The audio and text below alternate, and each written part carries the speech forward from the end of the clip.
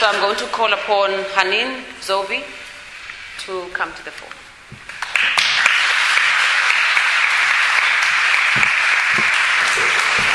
Thank you.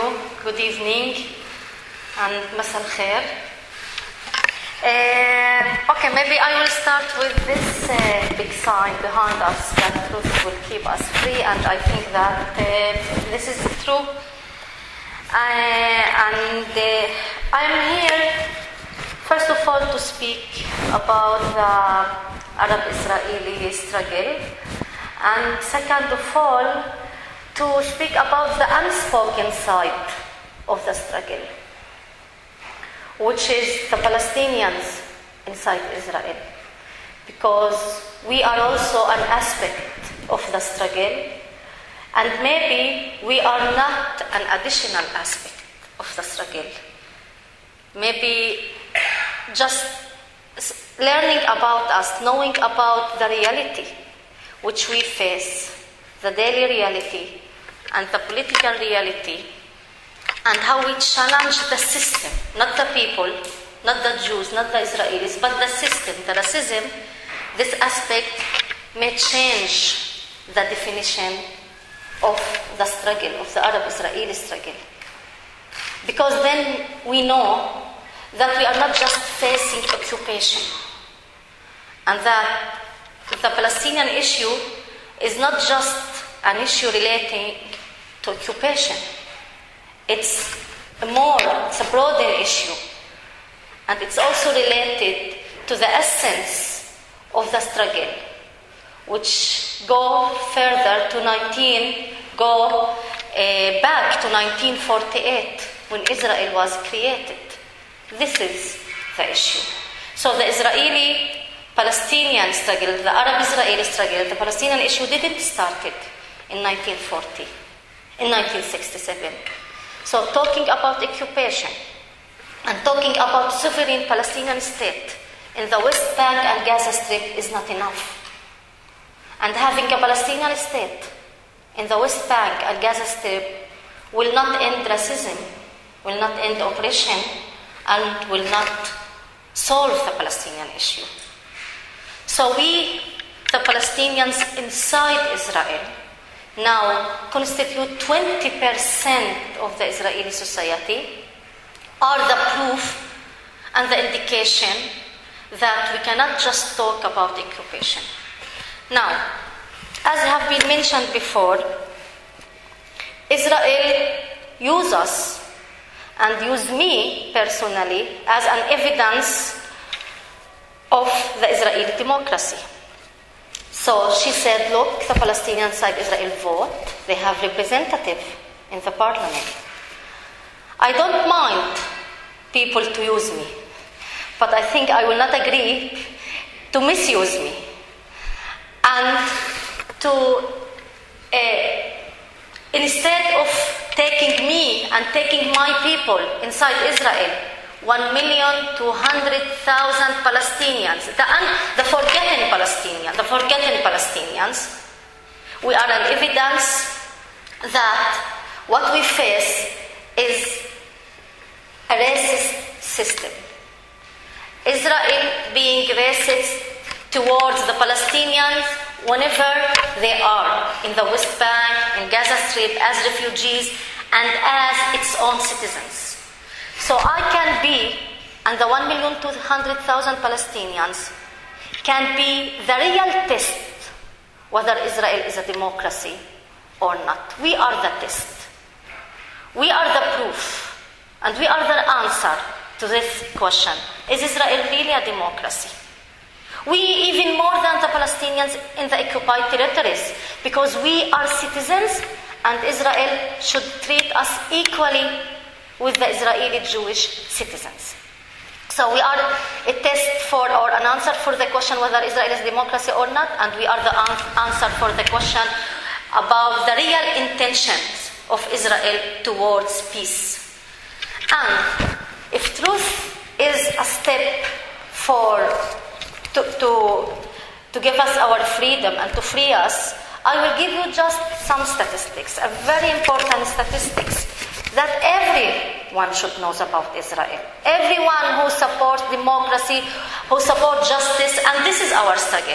Our struggle is not Palestinians against Israelis, not Palestinians against Jews. Our struggle as Palestinians and as Israeli democrats inside Israel is for justice, it's for democracy, and it's for normal life.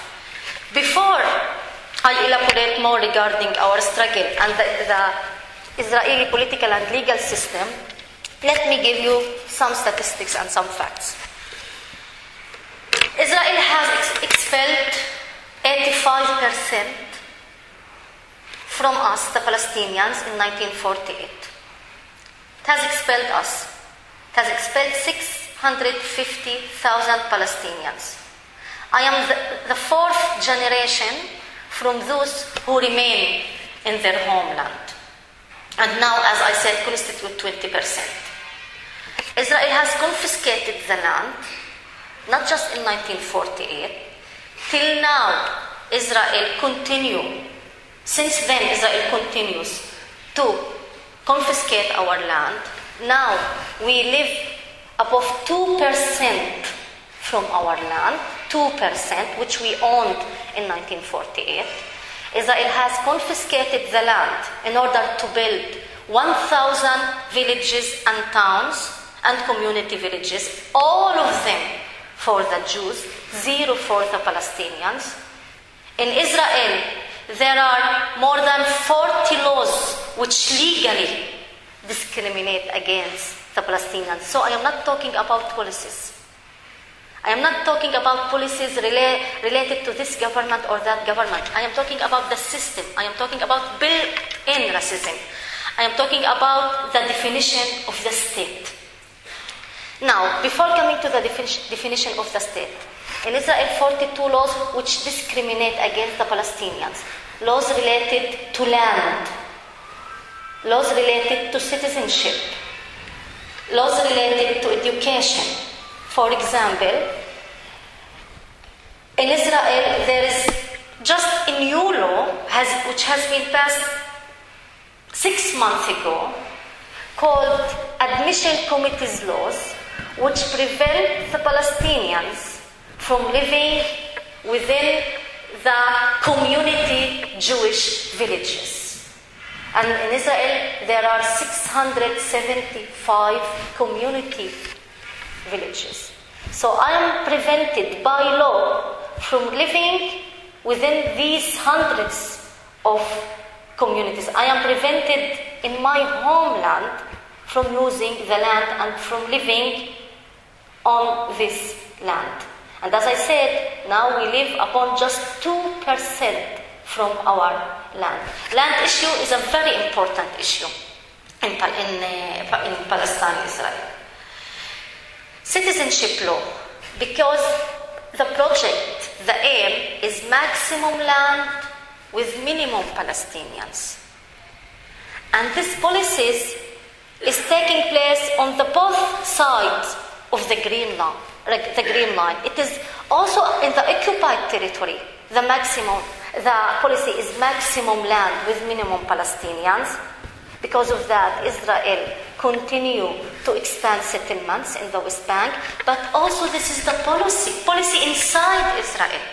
Maximum land for the Jews with minimum Palestinians. Because of that, the function of citizenship law is to prevent family unification, Palestinian family unification. To prevent Palestinians, for example, we cannot marry Palestinian from the West Bank, Gaza Strip, Syria, Lebanon, and continue to live inside Israel. If you want to marry Palestinian, we should leave the country and live outside. Even I cannot marry a Palestinian who has born in the United States or in South Africa, Palestinian with South African citizenship, who never has been in Palestine, in Israel. I cannot marry him because his father or his mother has been a Palestinian. Of course, any Jew in the world can have an automatic citizenship. Any Jew. Even the Palestinians who used to live in Palestine and left the country from Jerusalem, left the country for 4 or 5 minutes from Jerusalem, left Jerusalem for more than 5 years, they are not allowed to return back, and Israel would strip them from their residency. Because in East Jerusalem, the Palestinians in East Jerusalem don't have citizenship. They have residency. So, education law. I am not allowed to study about my history in the Israeli schools, the Arab schools, in the Arab villages. I cannot. I must study about Zionism. I must study about the unique relationship between the Jews and Israel, my homeland. I must study about the special relationship between the Israeli Jews and the Jews in the diaspora. But I cannot study about my special relationship with my people whom Israel expelled in 1948. I cannot study about what happened in 1948. I even cannot commemorate in Nakba Day, in Nakba the catastrophe. 1948, we call it in Nakba. Tomorrow actually is in Nakba Day, according to the Jewish Hebrew date. Tomorrow. According to the, tomorrow, 17th of or 19th of April. It is changed, the date changed from year to year. The fixed day that we commemorate in Nakba is the 15th of May. According to the Israeli law, I cannot commemorate in Nakba. There is a law, special law, which has been passed 1 year ago, saying we will punish, we will cut the budget from any institution which commemorate in Nakba Day as a Palestinian day, as the day which Israel has expelled the Palestinians. So laws which interfere with my romantic life, telling me whom to marry and whom not to marry, and laws which interfere with our memories, with our emotions. So part of the Israeli laws also asked me to be loyal to the state as Jewish and democratic states. I am not allowed, we are not allowed to, any party will not get a permission to be active unless it recognizes Israel as a Jewish and democratic state.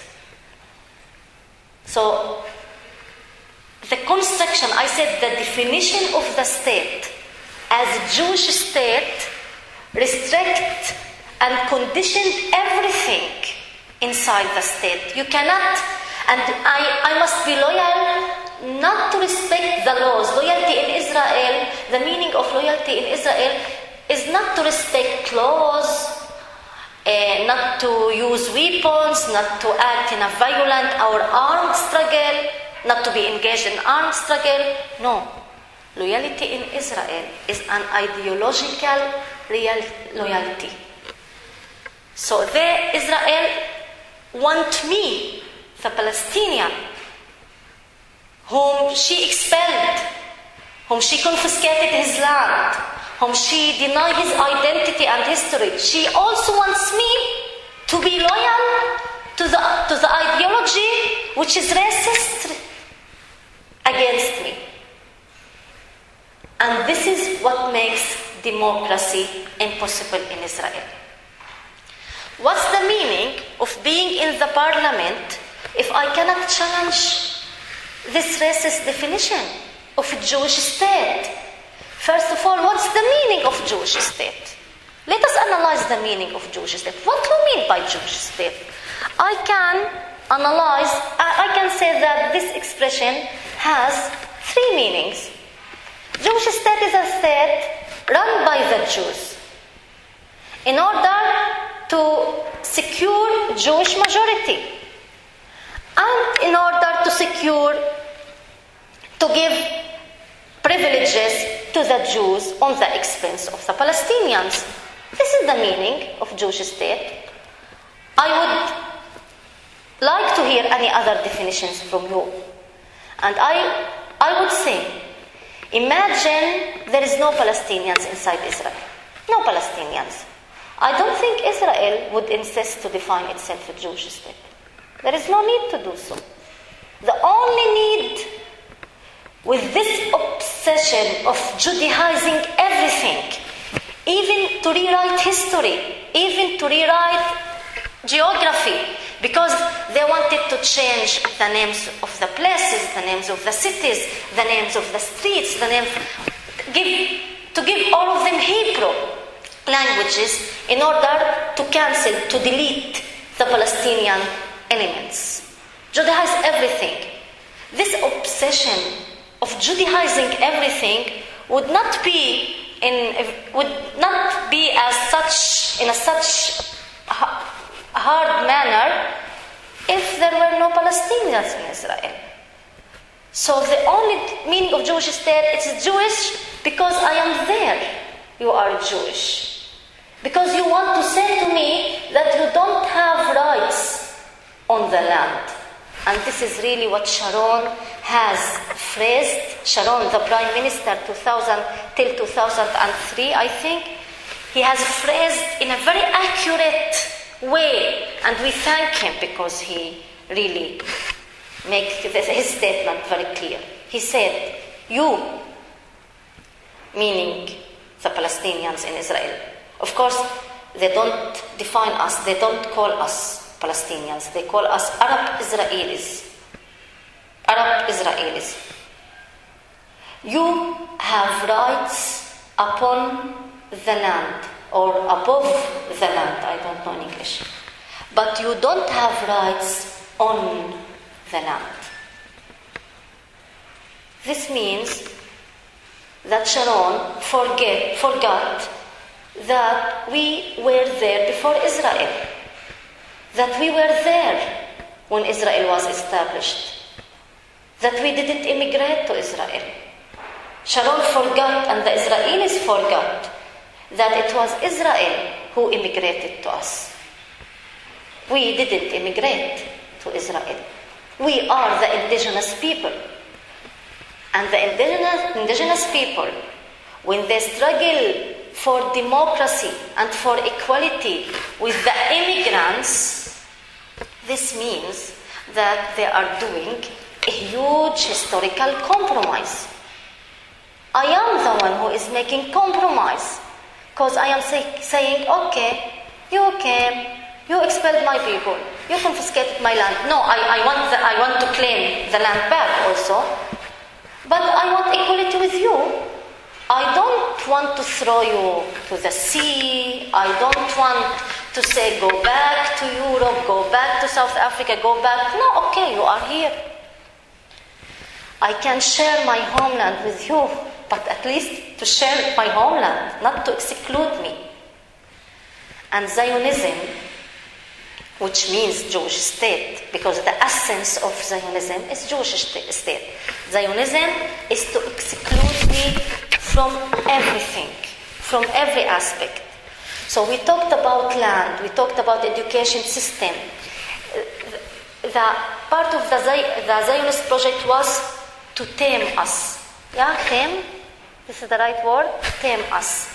To create a new Arab Israeli. But this plan did not succeed. And now we are saying that the Jewish state is a racist state, that the definition of Israel as a Jewish state is an obstacle for democracy. But this is not just an obstacle for democracy. Jewish state is an obstacle to any justice solution of the struggle. Because of this, when we talk about two states, we must be very careful. Because when we talk about two states, what the average Israeli and the Prime Minister and everybody in Israel understand that we are talking about two states. One for the Jewish, Israelis, Jewish, one Jewish state and one Palestinian state. But this is not the two states. If one wants to talk about two states, I think that we must also talk about one state, but this is not my argument, my main argument here. If we want to talk about two states, we should be very clear that we talk about two democratic states. And I don't care, and this is not my main point, to talk about one state or two states. Before that, we should talk about ending occupation and ending racism. It means ending Zionism. It means struggle against Zionism. And this is the struggle which unifies the Palestinian people, wherever they are. Because I am not struggling as a citizen, I am struggling as Palestinian. I am also part of the Palestinian liberation movement in that sense. When I said that we should confront Zionism, that we should struggle against Zionism, not against occupation. Occupation is just one outcome of the Zionist project. It is one outcome. Oppression is another. Expelling my people is another outcome. Ethnic cleansing, the siege upon Gaza, all of these are outcome of Zionism. So we must reconceptualize our struggle as Palestinians, that it is to end Zionism, it is to end racism, and it's for justice for both, also Israeli Jews and also Palestinians. So we are part of the problem, and this is why we disagreed with Oslo. Besides that, Oslo converted our struggle from struggle for liberation and justice to struggle for a sovereign state. I don't care now about sovereign state, because Israel is talking about sovereign state while it means cantons here and there, by keeping settlements, by keeping East Jerusalem. We must talk about justice, and we must admit that there will be no solution without the Palestinians inside Israel. That we are part of the Palestinian people, not emotionally I say I am part of the Palestinian people. No, politically I am part of the Palestinian people. This means that I am part of the struggle, and that I should be and must be and will be part of the solution. So, this used to be the situation in Israel, the racism that I just described. But there is something new which began to happen during the last 5-6 years. That Israel tried to make our struggle within a democratic paradigm impossible. What this means? I participated in Marmara. You say that Israel is a democracy and you vote, and look, there we have Palestinian members in the Knesset, Arab Israeli members in the Knesset. But when I participated in Marmara, they tried to strip me from my immunity. They threatened me to strip me from my citizenship. But the Israeli General Attorney has closed the file against me, saying there is no charges. I cannot charge Haneen Zoabi. She didn't violate the law, and he closed the file. Then the Israeli make a very clear statement against me in the Knesset, that we will disqualify you from running the coming election. This is the statement. We will disqualify. So, the new in the political scene that Israel is trying to criminalize our struggle against racism. Racism is an old element in the policy, okay, since the establishment of Israel. What is new that it now becomes more and more hard and difficult for us as citizens and as democratic Jewish voices inside Israel to struggle against racism and even against fascism. Israeli new laws are trying to shut up all the democratic voices in Israel, including one law against boycott. In Israel, there is a new law punishing any person who wants to initiate or encourage boycott. He will be charged. In Israel, there are 2 new laws, all of them 2010. I'm talking about racism model 2010. I'm not talking about old policies.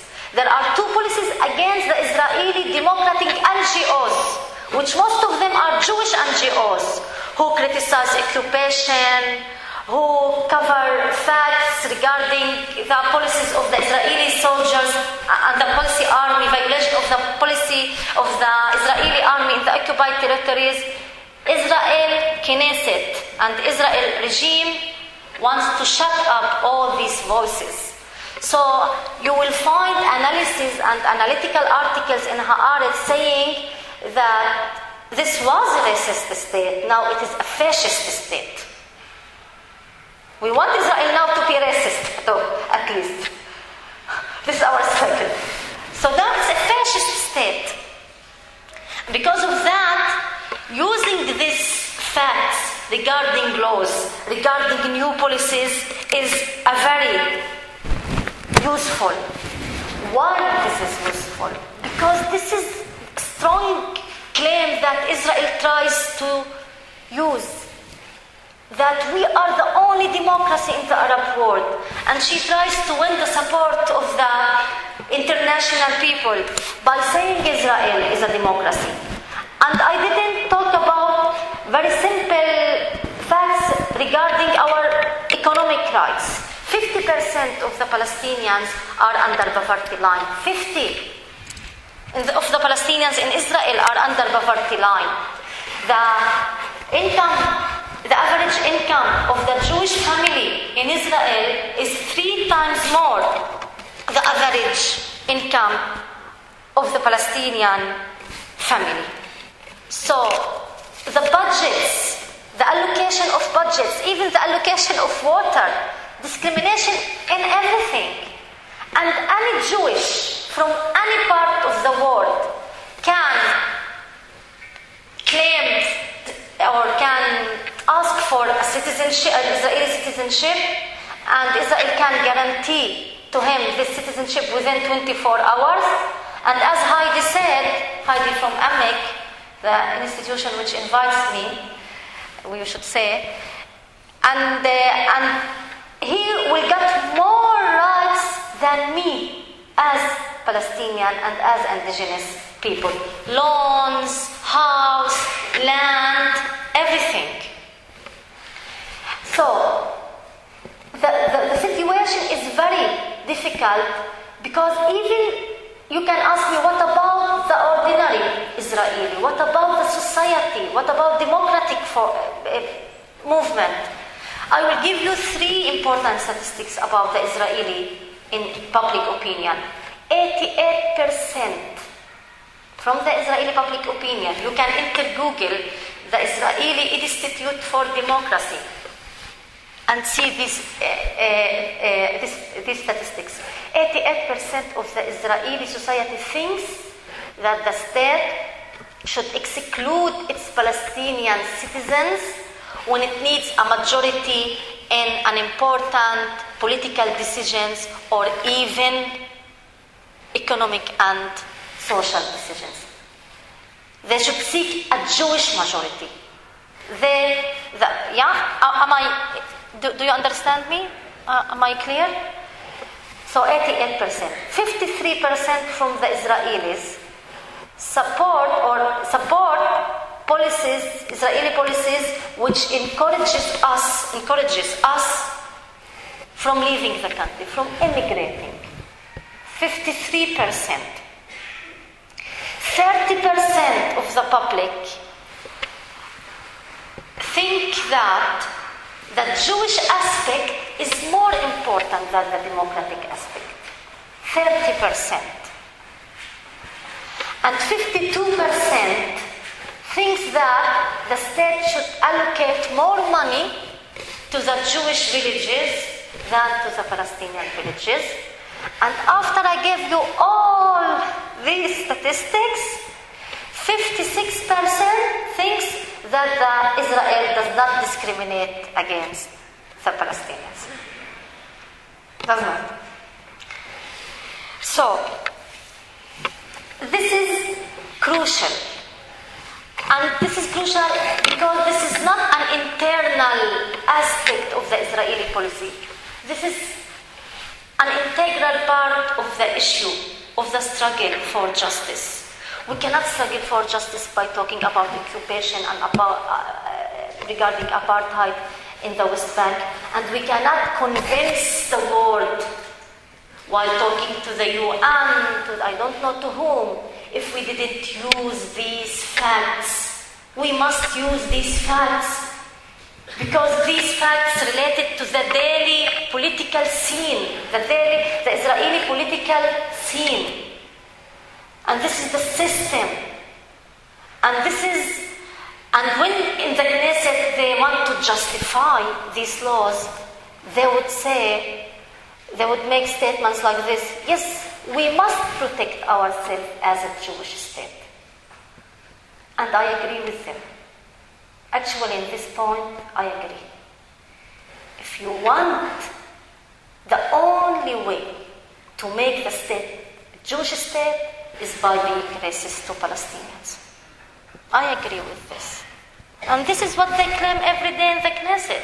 We must protect ourselves as a Jewish state. We must confiscate land from the Palestinians, from the Arab Israelis. We cannot hear the Palestinian narrative of what happened in 1948. We cannot allow our children to hear or to study the Palestinian narrative about what happened in 1948. This is how we must protect ourselves as Zionism. And Zionism or Jewish state is not a religious statement. It is not a religious definition. No. It's a political, ideological, even secular definition which uses religious aspects. It is not Jewish against Muslims or Jewish against Christians. No. And we have nothing against the Jews as human beings. We have nothing against people. We have a lot of things, we have everything against racist system and against racism. This is what we are against. And we think that by doing so, I actually represent also Israeli democratic Jews inside Israel. There are Jews who vote for Balad, my party, for National Democratic Assembly. There are, and I represent them. And they know that racism and fascism and racist system and fascist system doesn't represent them. And they want democracy to represent them.